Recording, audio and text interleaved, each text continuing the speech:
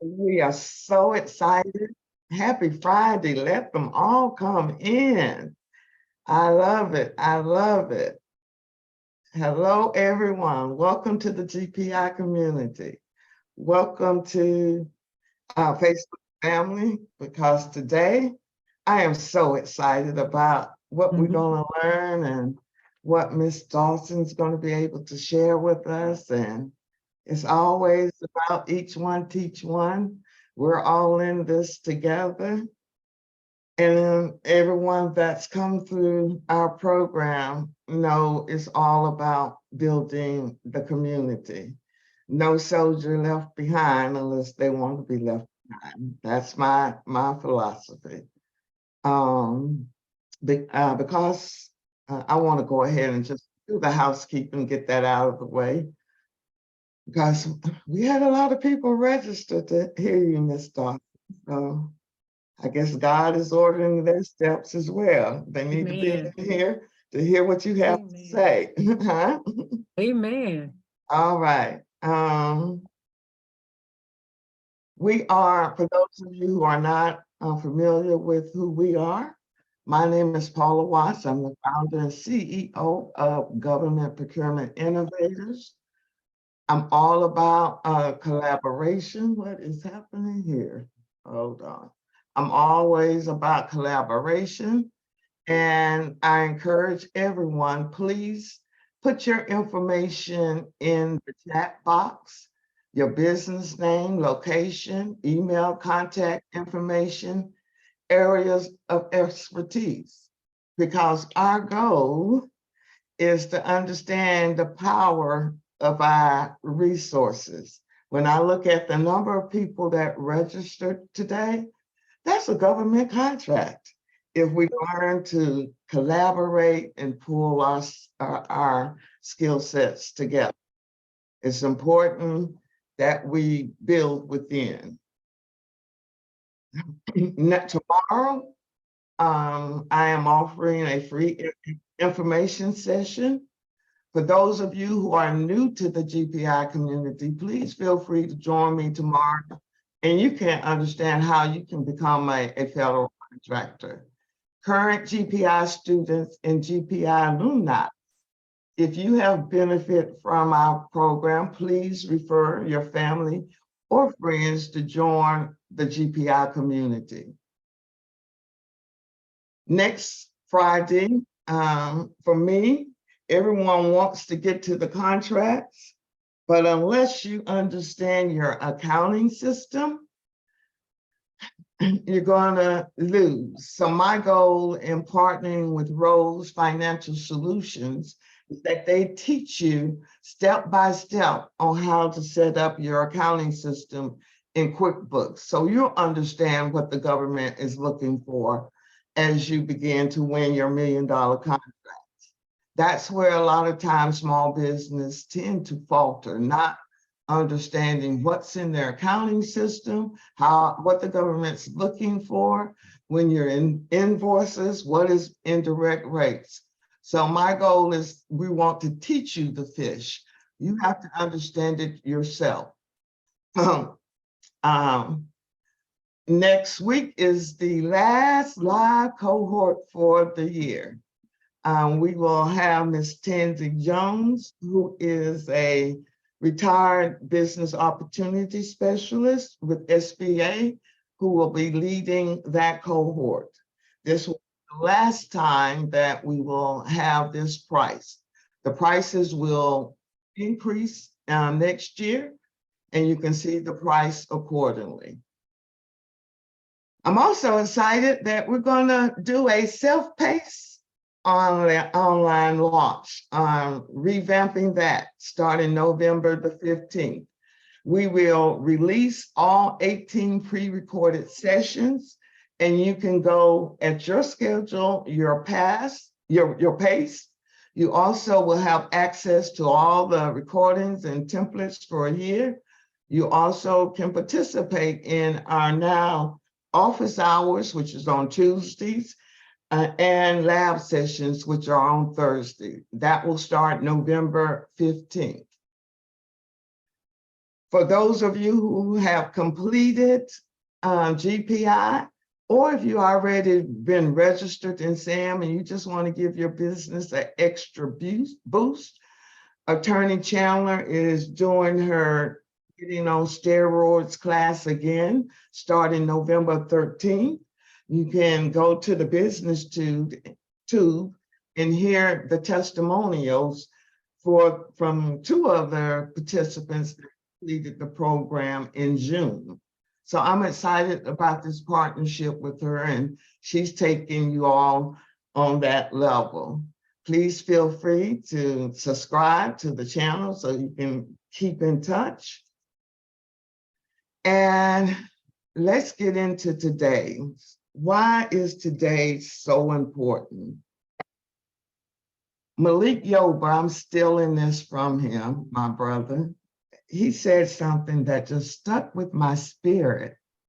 And it was, our ancestors are depending on us. We are under attack. The whole purpose of me creating GPI is to make sure that the future is set. So when I see the Labrecias, the Stacys, the Connies, the Alfreds, the Carolyn win, I know that now their children's children at least have a chance. And we have to seriously mobilize and understand the power we have within. We've been so disconnected from each other. We've competing with each other. Now is not the time for us to compete with each other. The federal government is the largest buyer of goods and services in the world. So it's important that we get in the game, understand what's happening. We can no longer not afford to understand what's going on in Congress, and that we start implementing, motivating, and coming together. So I say that because there was a lawsuit that was posed against SBA regarding this 8A program. It's a program that I strongly believe in. I grew up in it. I had my first business in it. I was successful in it. But right now, they're trying to eliminate anything that's going to necessarily give us a leg up. But you know what? We've always been at the bottom, and we've always shined, even when they have burned up our communities and our businesses. But that doesn't mean we have to sit back and let it happen. So I'm so happy that all of you are joining us so that you all can understand how you too can change your family's dynamic.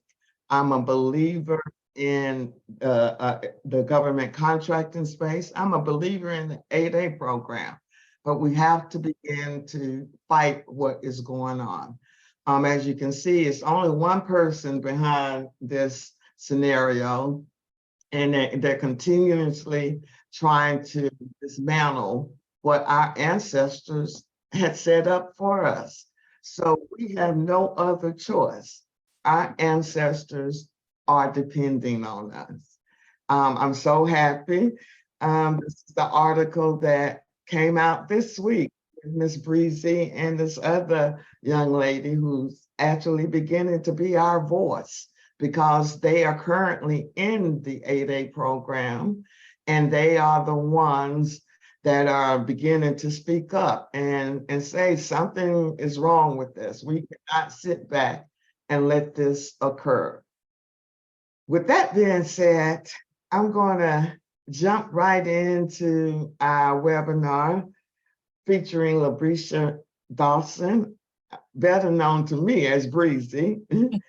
And I want her to walk us through her journey so that we can begin to learn, just as I did in that first business, from each other. I always like to start at the beginning, although she and I, when did we start in this space together, Breezy?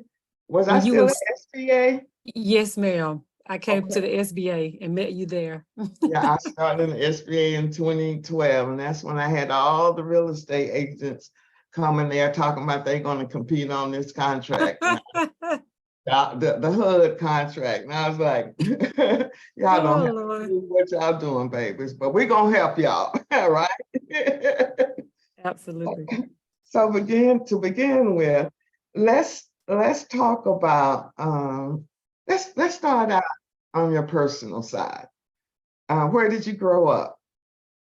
Okay, good morning, everyone. Thank you so much, Ms. Paula, for inviting me. I am just truly honored to be here to share my story. I am from Atlanta, Georgia. I grew up in Northwest Atlanta. Well, get out of here. Oh, yes, ma'am. Grady, baby. Things like that. We've known each other. I've never even known that. And as a child, what were your dreams?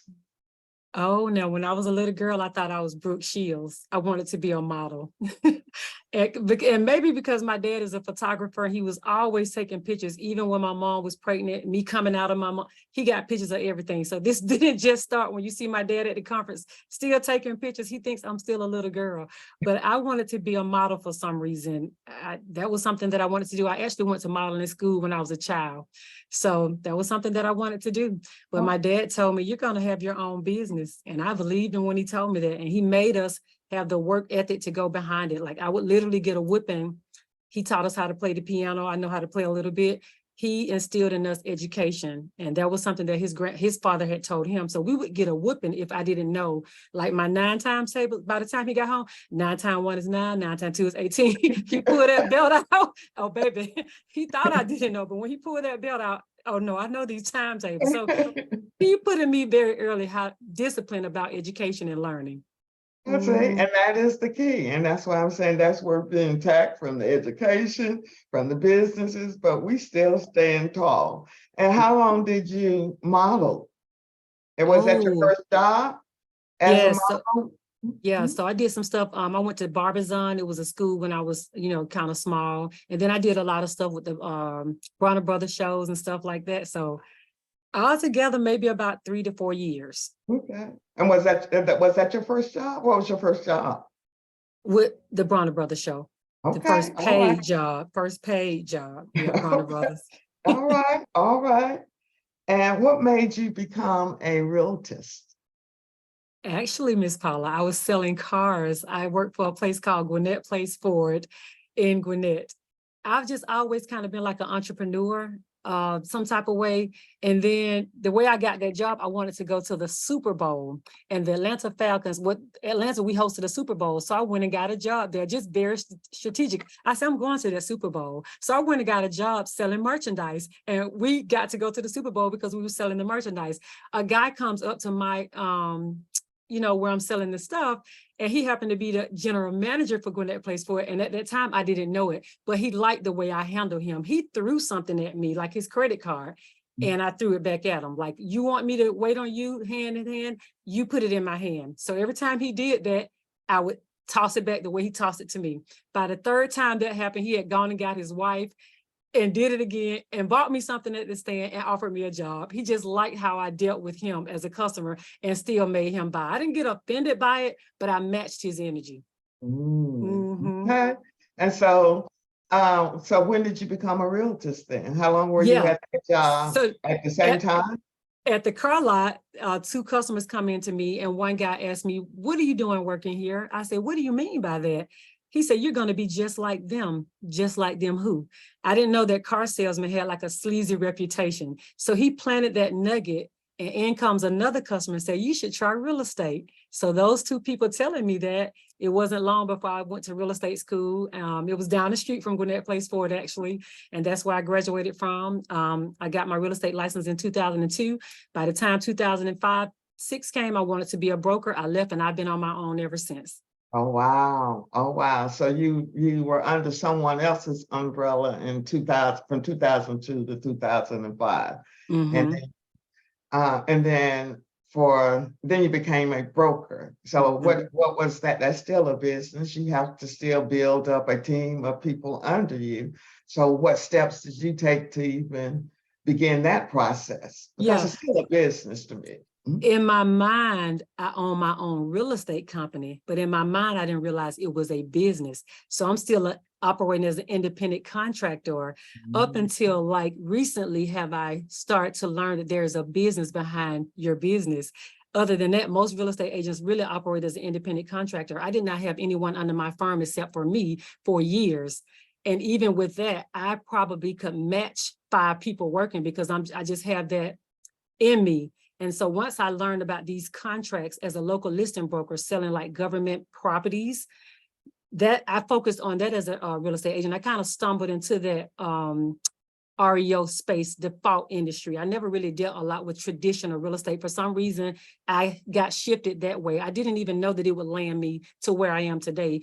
I enjoyed doing it because I'm like I like to be by myself a lot. So driving people around, changing their mind on me, wasting my gas, that didn't work for me. I got a client that's sending me several listings. I can sit behind my computer all day. So it didn't take for me to have all these people under me. I didn't even know what I was missing. Wow, wow.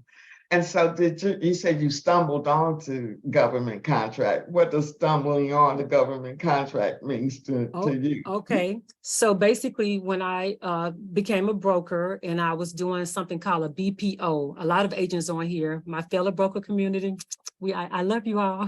So a BPO is something that the banks have you to do, a broker price opinion. So we used to get like, it's called fee paid BPOs. I would maybe get $45 or $50 to do BPOs. And I taught myself how to do a BPO. I'm like, what is a BPO? And lo and behold, when I would go to these properties and take pictures, I would always see another broker sign in the yard. To the point in Gwinnett County, I would see the same person's name and they were selling like 1,000 properties a year. I'm like, wait a minute, I'm on the wrong end. So I had enough sense to reach out to that BPO company and say, hey, how do I get my sign in your yard? And they was like, well, you need to become an REO agent. Okay, so then I got my first account with a company called Altisource. And my brother stumbled upon a local listing broker solicitation that had opened up with a company called PIMCO. We filled out the application and we got in. So that year, I think my first year, I may have gone from maybe selling 5 to 10 houses a year because again, I don't have these systems in place because I'm self-teaching myself, just stumbling needlessly, you know what I mean? Nonetheless, all that information now has made a difference. So and what year was that? What year was that? That had to be 2003, 2004, like not soon after I got my license. I just had to figure it out. I had to figure it out. I didn't know what I didn't know. I was just stumbling into success. But God had it that way for a reason, because while you're in the trenches, you learn all these things while you're down. If I had been on someone's team, they only would have gave me a piece of what they wanted me to know. In the trenches, I had to teach myself BPO, put on my boots, got poison ivy. I mean, I'm just that type of worker, and I would still work just that hard, even though I have all this other stuff going on. It's just a work ethic that, I don't know, God had to put it there. And so for those who are not in that real estate agent, in layman's term, you're taking possession of foreclosed homes and selling them on behalf of the government. Is that what you're doing? Yes, so it could be the government, Fannie Mae, Freddie Mac, HUD, Chase. All government entities have these foreclosures. They back money. So if you have a FHA loan, a VA loan, if you default on that loan, it goes back to like the Department of Veterans Affairs, the Housing and Urban Development, because HUD insures that loan to the bank and the VA backs it. So when they default, the VA and HUD makes the lender whole, then they take possession of that property back. They hire companies like us, asset managers or local listing brokers, to dispose of that bad debt, is what they consider it as at that point. Okay, okay, good. And a lot of us don't realize there's a whole nother side to real estate. So when the interest rates go up, now your bills are still going to have to be paid. So now what do you do when the interest rates rises and the average customer cannot afford to buy a home from you? You have to recreate your streams of income. And I want most of us to start thinking outside the box. You have to create, you need end-to-end control. And that's not just putting someone in the back of your car who can change their mind on you. And now you don't get anything because we're paid when we sell something. I've always said your industry was a hope and prayer industry. Lord, we hope we get to the end and pray that that buyer didn't go buy a car or something. So I understand your industry. So you became a subcontractor. And how long were you a subcontractor as a REO with PIMCO? Well, so from the time I discovered that you can get all this volume, like one year, my company sold 100+ houses, and that's been like 10 or 15 years ago. Most of us don't do that now. So we stumbled upon a niche that most others know about. A lot of us just pretty much Our don't know about it. community didn't know about Yes, it. our Mhm. community. So once I understood that, I still do REO properties. That's just because, you know, in the 8A program, they want you to have your existing business still going. So I don't just focus all on federal. I still have my regular real estate business going on. If someone says, like, we got 7 properties from one of our vendors here recently, and I still will manage those or give them to one of my agents. I say it takes slices to make a loaf. Yes, we have the $1 billion contract over here. That's beautiful. Thank you, Father, for that. But you have a business to run. It's not just one thing. You have different verticals. It takes slices to make a loaf. So make sure all of your verticals always keep going. Okay. Mhm. Absolutely, absolutely.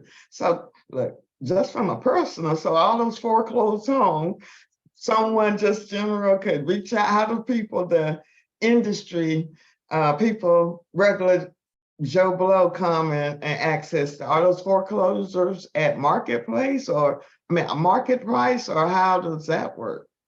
So yeah, remember I told you that we have to do something called a BPO. So when these asset managers or bank retains an agent, they're expecting for you to understand what's going on in your market. So we do what's called a broker price opinion, and we determine value for them. And they may have an appraiser to also give them a value. And as long as there's not like I think a 20% disparity, they can list at pretty much what that appraiser says.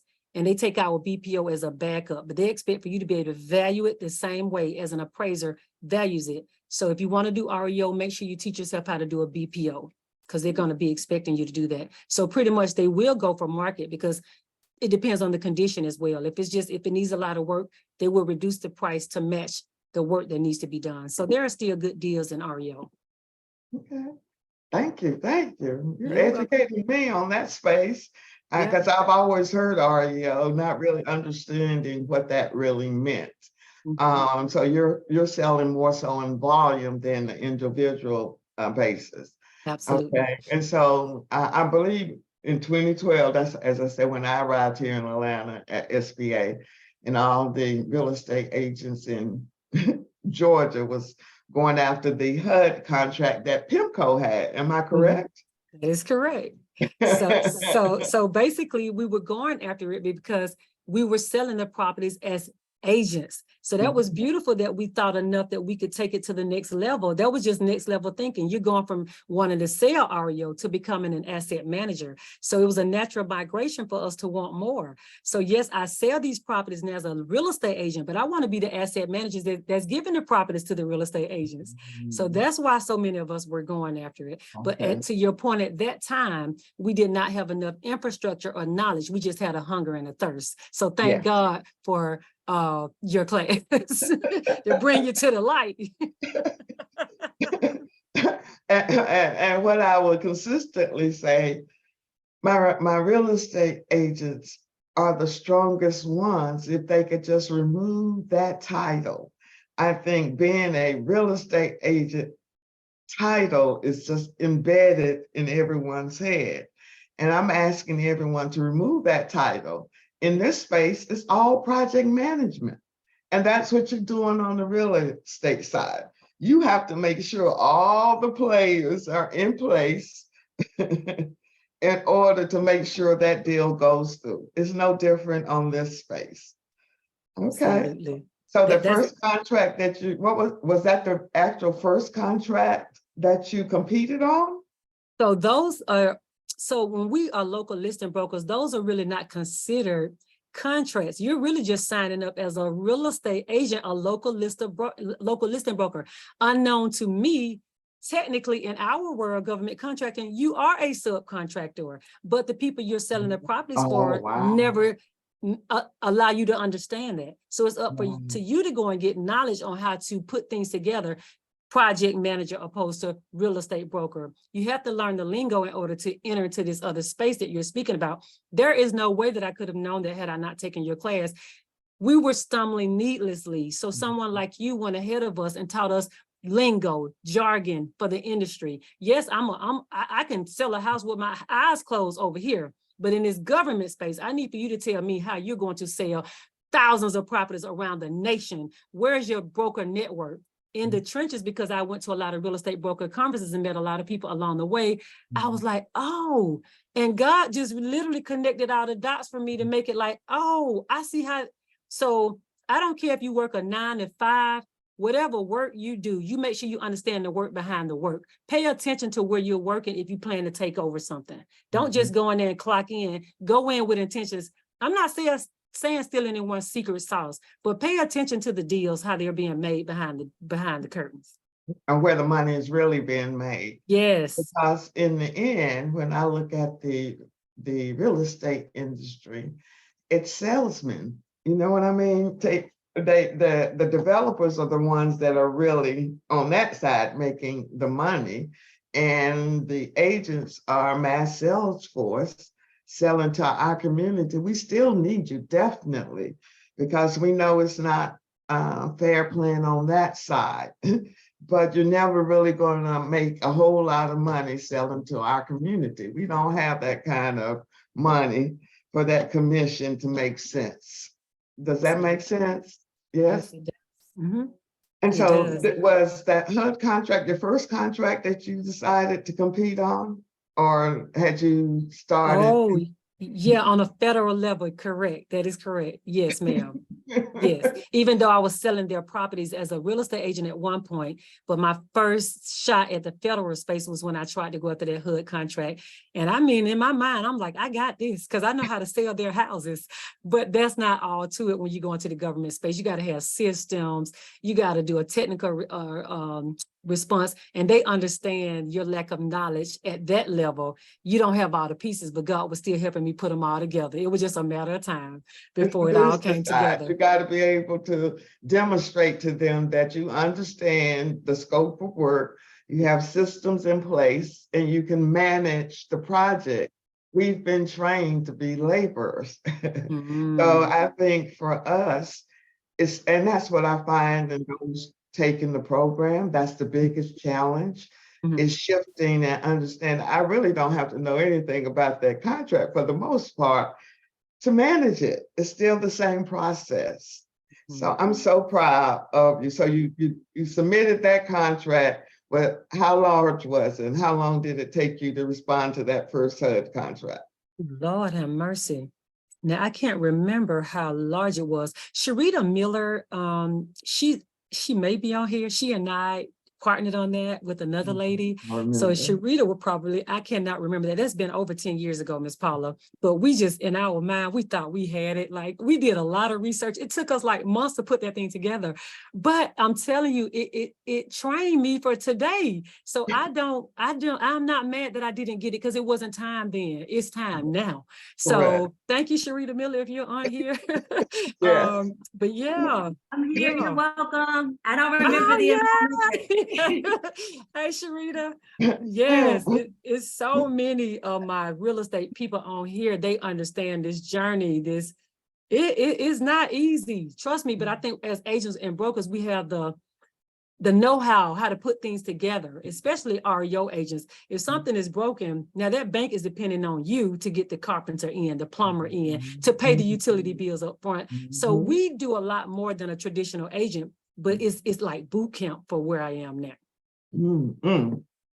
Okay, so did you get a requested debriefing after you lost? What was the next step for you in this federal contracting space? We hadn't taken your class, so we didn't know anything about a debrief. Sharita, we didn't know to ask for no debrief, but I know that now. Okay. I remember, and you're just like one of the other ones we had last week, Ruby.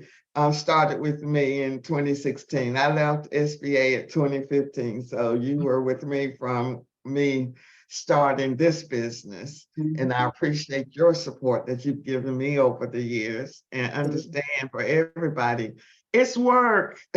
She didn't magically appear and do it.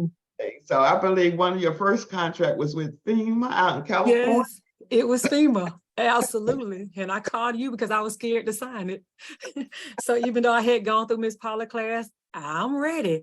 But when that contract came over, I said, Lord, please, I don't want to fail. So I called Miss Paula. I was like, should I sign? She's like, yeah, you got to go for it. So yeah, that FEMA contract, they had some wildfires out there and they were looking for brokers to place people that were displaced due to wildfires. But it was like a box. So even though we got awarded that contract, it was more task order driven. We were never able to put a family in a house because the money they wanted to pay in California, you're not going to pay $500 for, so we just could never find a unit to match what the government was paying. But that was my first contract in 2017. I had got my 8A that year and I got my first contract through FEMA that year. And you had also, I believe, again, because I'm an encourager of partners teaming, but everybody's not a good fit, and it's okay. You just have to find who's a good fit for you. You have the same energy. I remember you were following our formula or partnering with someone who graduated from the 8A program that had contracts, learning how to deal in that type of environment, correct? Yes, ma'am. I've met so many 8A firms that were getting ready to graduate out. That was one of the techniques and tactics we learned in your class. Go after someone that's graduating out who may have your same NAICS code. So we've met with so many people, but it's not in vain. Even though I didn't partner with anyone, I learned so much. They ask you questions that get you better ground ready. I would not have known if I wasn't out there knocking on doors and talking to people. I mean, I'm going to go out there and knock on your door. This is not easy, people. God has just blessed us to do it. We planted the seeds. I wanted it, and God made it manifest. But it was not because I dream a genie. It was, we did the doggone work, and we still do the work. I still attend Miss Paula's classes. I attend a lot of classes because it's a learning ground. It's a learning ground. It's so It much. is. And what I have is still the baby stuff. That's why I love Attorney Chandler with the bidding on steroids, because she takes you right to it, and you're submitting 10 bids in a month. And we have some that's submitted 90 bids. So it's volumes at this time. It's no different than real estate. You think about it. You have to sell volume in order to really make it work for you. So the second contract, what was the second contract? Goodness, the second contract was Army National Guard. Okay. So that was a good one. So we actually still What have year that one. was that? What year was it? I'm going into my third year with that contract. So that had to be 2020 when I got that one. Okay. So we still have that one. And it was doing what? I'm sorry. What was it doing? So that one is an IT contract. Remember, we had gone to an industry day, and the guy, he said, everyone that's here, if you're in the 8A program, when we get our budget next year, we're going to give you contracts. Now, you can't tell me that, and I don't follow up. I mean, I stalked that man, and we got that first contract. The SBA was there that day. I took him over to the SBA, and I told him, I said, repeat what you just said.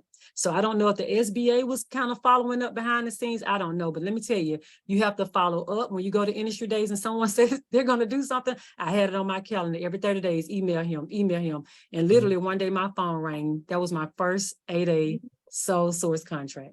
And for those of you that don't know what the 8A program, because you became certified in 2017, can you share with the audience what that means? You mean the 8A SBA the certification? 8A program, and even the process of you even getting in the program, and how that's been a benefit, at least in the beginning, to help you go to where you're now competing for total small business and full and open contracts. Absolutely. So the 8A program is a program through the SBA that helps disadvantaged businesses. It kind of levels the playing field for us.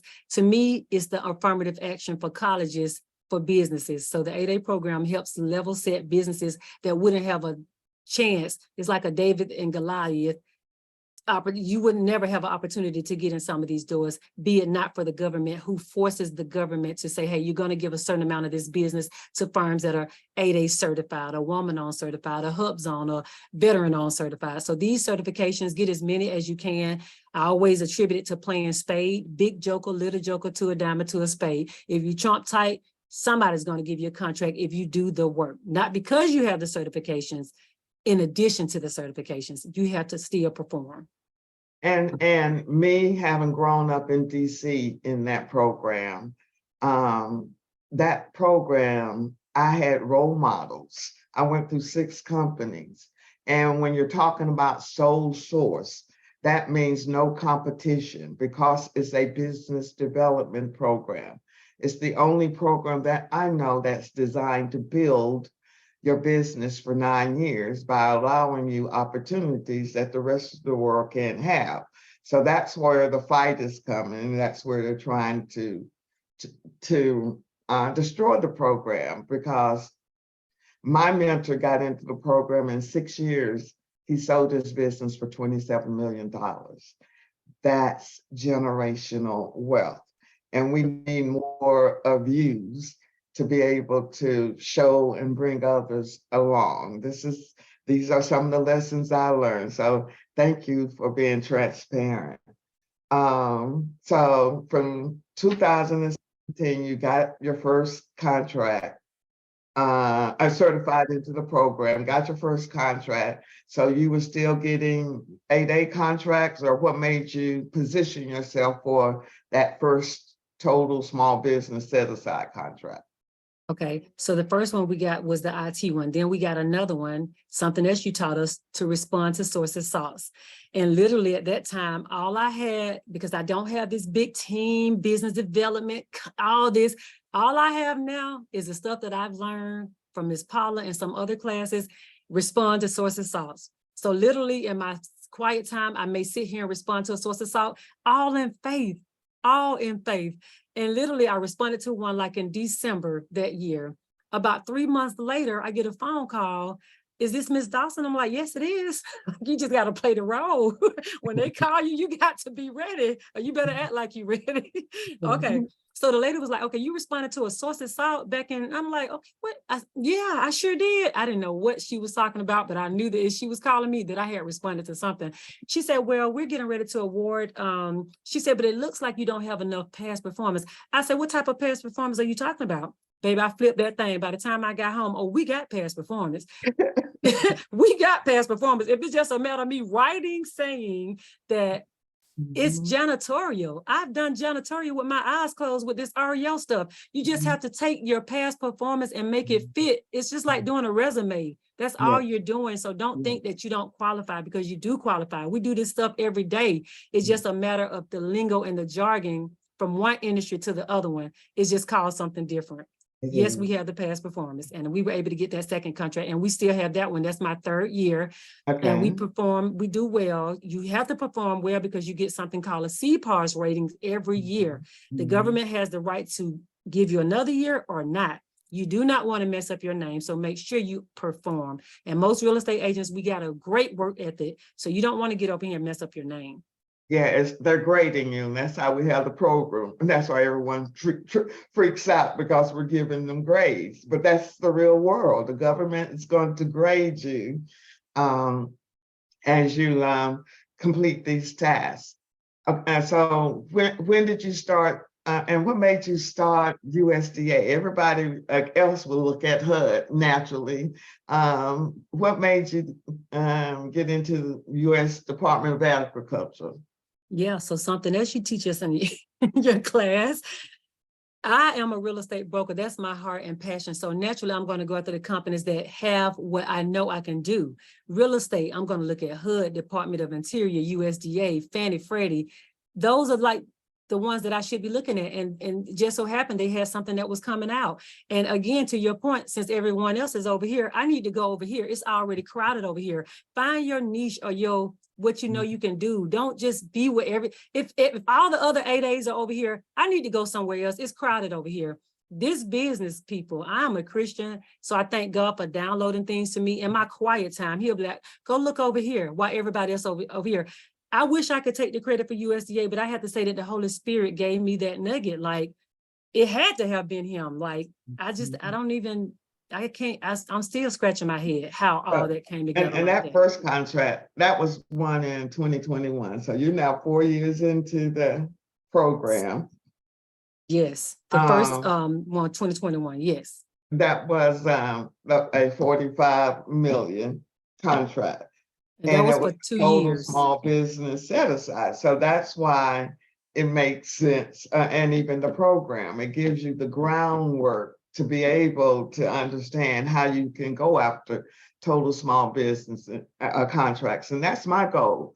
Understand how to compete as a small business and let the certifications just be the gravy. Um, Absolutely. so how did you begin to even put a contract? How long did it take you to even respond to that? So what does that process really look like? Yes. So the first time we won the contract, I actually had my proposal writer. At that time, she asked me for my executive summary to respond to the Army Corps of Engineers contract. When I gave her my executive summary, she saw that I also did real estate. She was like, there's an opportunity like that match exactly what you're saying. I'm like, is it? So I go and look it up and everything. She said, I think you can win it. I said, you think so? It had to have been God on steroids telling this lady that she think that I can do it. Why I didn't have the faith that she had, but I said, you know what? I believe that you know something that he told you to tell me. So I'm going to go after this contract in faith. Do you know that we won that $45 million contract? And when I looked at it in the government, it was 12 other companies that went after it. And this lady called me. She said, Labrescia, she said, we went after that contract. She said, and I started to protest until I saw it was you. I wept. No one protested that contract. It was the biggest one that they had put out at that time. And everybody was like, don't get too happy. You're going to get protested. Not a soul protested. I said, look at God bring you something and make everybody else back up. Mhm. They didn't And even protest. protest means that somebody have the opportunity to hold up that contract if they feel like you're not qualified. Somebody's mad, but as you say, you're already covered, so we don't even have to worry about that. Yes. Really now gave you the power in the past performance in the government. Again, that's your resume, the business resume, to be able to compete with a $1 billion. I'm calling you our $1 billion baby. I don't even know anything like that. I start stuttering when I'm talking about billions. Lord look. Lord have mercy. That's all I can say. So, okay, here we go. Round two. Okay. So USDA, they put out this bigger opportunity. The first contract was just an interim contract. They just wanted us to clean up all of their back shadow inventory that they had on their books. It was just a 2-year contract, $40-some million. Number one, that's game changer. I didn't have to do it for 5 years, but we performed. They could not believe that we sold all of their inventory. And that's because that's what we do. I'm a real estate broker. So for me, it made sense. I wasn't an outside company coming into an arena that I had no knowledge about. Remember, I got poison ivy. I used to be out there sweeping, moving cobwebs out of my weave, all of that. So when we wrote to that proposal, I wrote it from a standpoint of me being in the field for real, cash for keys, putting the key in there. I know all the key codes. So they knew that I knew what I was doing and what I was talking about. So remember when I didn't get in 2014, fast forward, all the knowledge you had then that you thought you knew.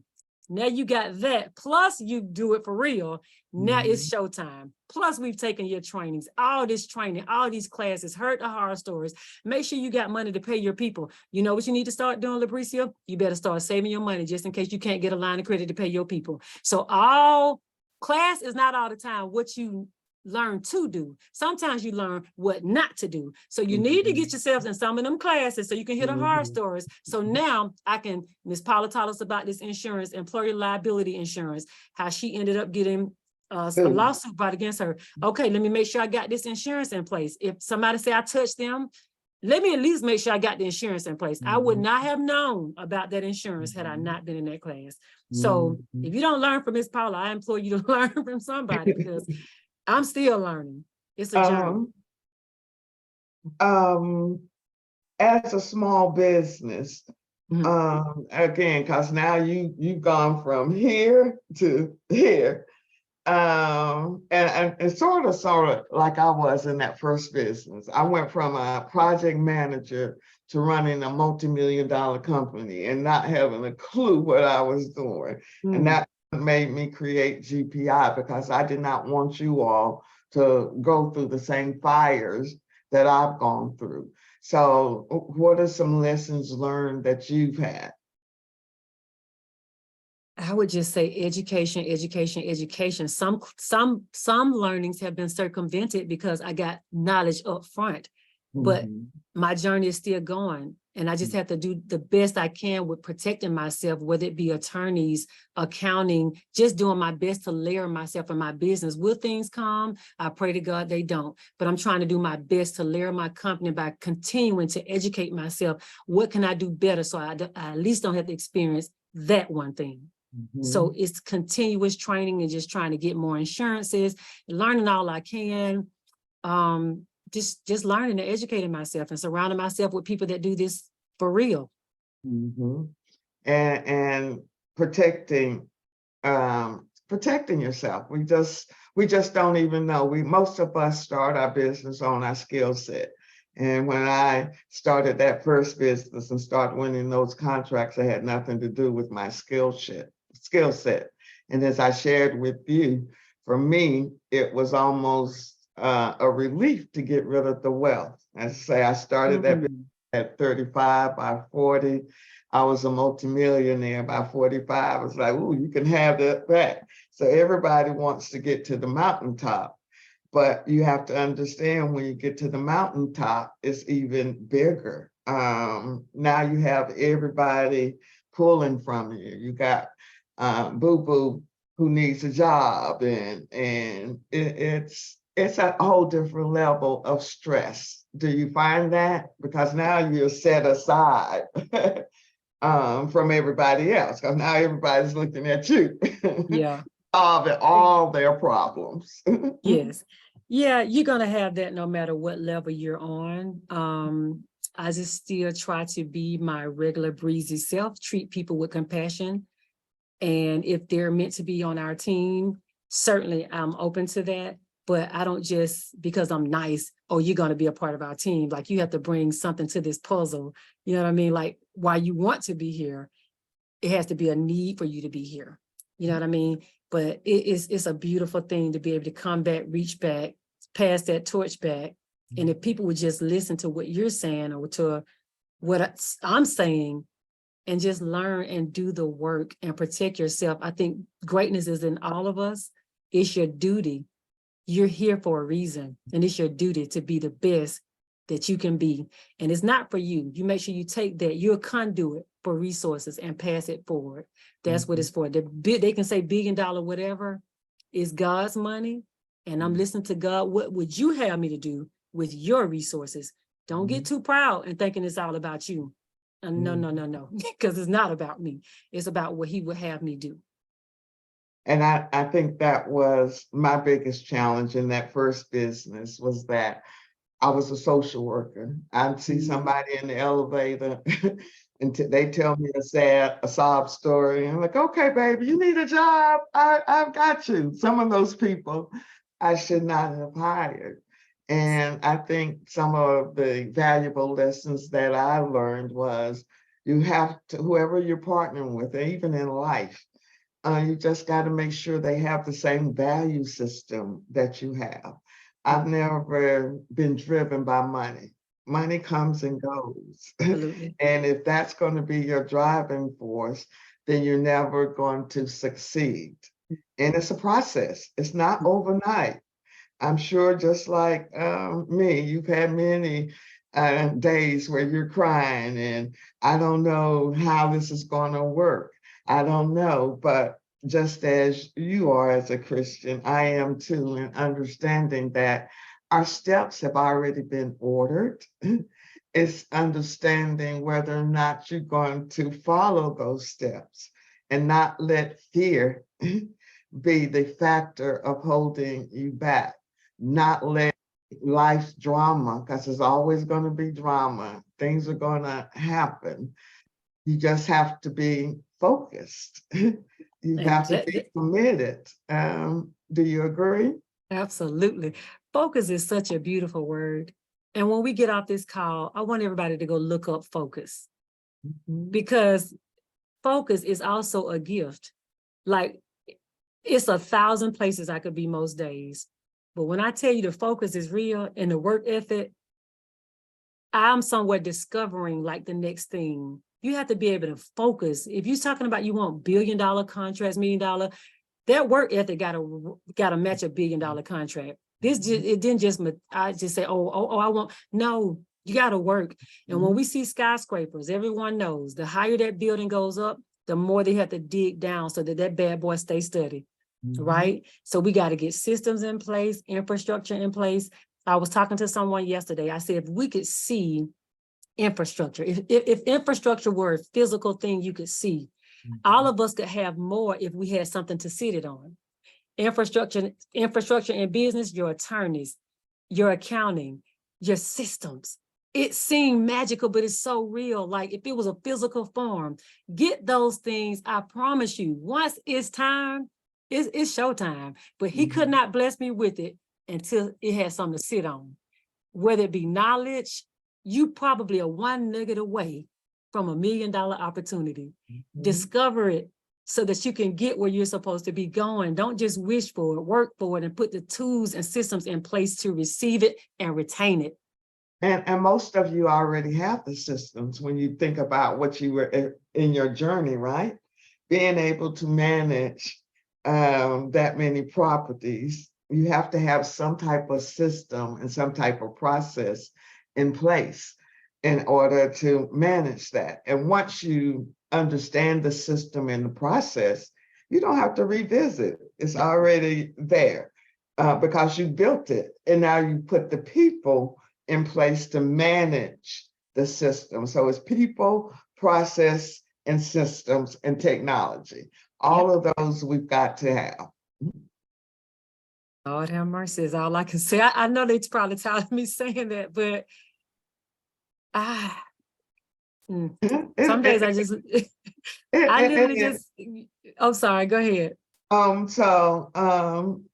What is your why? Okay, so I had to write these down. To change and inspire an entire generation. Legacy for my kids. To shine so the world can see we're just as smart if given an opportunity. We are just as smart. They can give us an opportunity, but you also have to take the opportunity.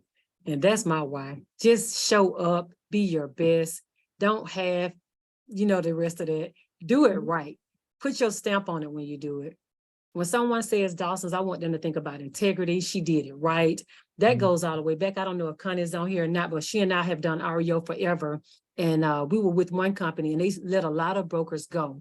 In the end, me and her were probably some of the last two remaining ones. We always had platinum scorecards. We always turned in our assignments on time. And this was just on the real estate side. So some things come over with you to bigger things, but you can't get there if you're not operating in integrity and taking care of other people's things. When their eyes was closed, I was thinking about their properties, making sure they were secure, doing the right thing when no one is looking, because somebody's always looking. And you can't have one door, you could not have your foot in, 1 foot in and 1 foot out. You have to, if this is going to be your business, this is going to be your legacy, you have to be committed. When I left SBA at 55, it wasn't an option for me to go look for another job. I had to do all that you're doing to make sure that I can sustain GPI and grow and give to the next generation. I'm all about the future. It has nothing to do with you guys. I'm just using you guys as the tool to make sure that we change the generation because we've been tricked. And it's more out there than what you really know. And what you don't know is what you don't know. I'm going to open it up for questions, Breezy. Yes, ma'am. Do I have one question? Hi, Miss Paula. Hey, Tanisha. Tanisha's also my other baby from SBA. She won that HUD contract the first go round, so she Just fought the dot literally, battle. yeah, I literally just jumped on here when I saw the email come across because I wanted to support Labrescia. I am so, so, so proud of you, girl. I cannot say enough. And I can attest to your diligence and your efforts and your consistency and the grind and everything. And so I'm so proud of you. And I wanted to share that and come on here and support you today. Thank you so much. That's so beautiful. Yeah, she another rock star. She actually won the HUD contract one time. Congratulations and to you fought too. fought Yes. it and kept it. And now she bought a building. I went to the grand opening. So I'm so proud of you, Tanisha. You kept the Thank you. focus and Thank changing. Yeah, you. I mean, to say the least, they have to get on with Paula's plan at GPI because it is a game changer. It is, I mean, it's the real, it's the raw, it's the uncut version of government contracting, and you're not going to get that anywhere else. So make sure you guys lock in because I went through this program, Labricia's gone through this program, and so many other success stories have gone through this program too. So, and we real estate people are probably the hardest working people in showbiz. Exactly. And you can do this because managing and wearing all those different hats in the real estate industry and then transitioning over to contracting, it's the same grind, it's the same hustle, you know, and from one real estate contract to the next, you're unemployed. From one government contract to the next, you're unemployed. So it's the same grind and same hustle, but it just keeps us going and keeps us motivated. It's steady Absolutely. income. It's steady Yeah. income. Where on the Yeah. other side is the hope and prayers, I say. Man. Thank you guys. Thank you, Tanisha. That was Uh-huh. beautiful. Thank you so much. Miss Paula, you may have some questions in the chat. Is someone Yes. Okay. And I have hands raised. So we'll start with the hands raised, then conclude with what's in the chat. Jay Hussey, what's your question? You can unmute your mic.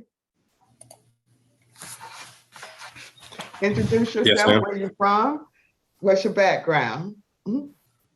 Yes, ma'am. My name is Jay Hussey, and I am from Jacksonville, Florida. I am in Dr. Melissa Chester's FCAR chapter or NARAP chapter. I'm the treasurer for FCAR. Miss Labrescia, me and you've met at a couple of conferences. We was talking about Turo. Okay, yeah. Yeah. So that's our connection there with the cars. But Yes. so my background, not only am I have my own car dealership, but I'm a mortgage loan originator as well. So when you guys are talking about the real estate world and the ups and downs and what's going on, I definitely feel that. One of the things I do as well is I'm a real estate investor, so I flip properties. And so I'm definitely in tune with what you're talking about with the REO foreclosures. So my question is, I've gone through Ms. Paula's class. I just finished the last, I was one of the classes that finished the last cohort, and I'm getting ready to, I don't think I'm there yet. That's So, the bidding on steroids. That's the attorney. She's the general. You think my stuff was hard. She's like going in and submitting those 10 bids, right, Carolyn? Right? Carolyn just won 9 contracts after completing that class in June. So it's real. Yeah, I guess my question is for Ms. Labrescia, like, what NAICS codes would you use to go for like the REO foreclosures? Like, because I really, I mean, I kind of see my niche as, because I'm flipping properties and everything, I can definitely subcontract like flooring and roofing jobs and anything that has to do with contracting or building houses as well because of my contractor connections. But I was wondering, what NAICS codes would you go for if you're going at HUD, or is there keywords that you're looking for when you're searching for the contract? So basically what you can do, Jay, you can Google like real estate. I use 541611 as my primary NAICS code, but this particular real estate contract, I think, was 531210. So just go Google what NAICS code fall up on. If I'm laying floors, if I'm painting, don't just limit it to what I may use. You want to know what your skill set is. Google those NAICS codes, and when you take those, you can take them into SAMS and just look for opportunities based off what you just Googled. Does that make sense, Jay? No, it does. Perfect. Thank you so much. Yes, ma'am. Okay. And we have Dr. V, who just won her first contract this month too. Go ahead, Dr. V. Congratulations. You have to unmute yourself.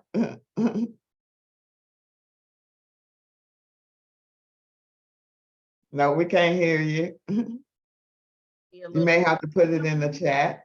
Oh, now we can. Okay, I wanted to say hi to Labrescia. Labrescia, I met you when you came to Atlanta. Well, you're from Atlanta, like I'm from Atlanta, but we met with Serena, who was also another cohort member. I just wanted to say thank you so much. And yes, I did win my first contract. And just like you, I called Miss Paula. I was like, what do I do? I don't want to sign it. And she was like, girl, sign that thing. You can do it. So I wanted to say, I just wanted to tell everybody that the energy that you are feeling and receiving from Labrescia, it is genuine. If you think you can get it from this Zoom, I can't even begin to tell you what it's like in person. Didn't know me, but we connected. And I promise you, we're going to do some other work. My company is Verifiable Consulting Management Solutions. I also am a Atlanta, not Grady baby, but the one across the street, the Hughes Spalding's baby. I am here. I put everything into place that Miss Paula taught me, and I am loving being a part of this community. So thank you so much. Thank you so much, and congratulations. It was a pleasure meeting you too. Yay. Thank you. We have one or two questions we're going to answer is how best to find a proposal writer. I tell people, I get that question so often. A proposal writer is only as good as your business infrastructure. They have to be able to write to certain things. So just trying to find a proposal writer on a whim, it never worked because you still have to be involved in that process and managing the proposal process. Okay. I think that may be in nonprofits. Sella, I love it. It's the community. Sella asked, does anyone know of any nonprofits that help with mortgage or utilities? Please put it in the chat. Congratulations, Breezy. It's all about being committed. It's all about doing the work. It's not easy. You never said it would be easy. Matthew, I'm going to take you as the last question.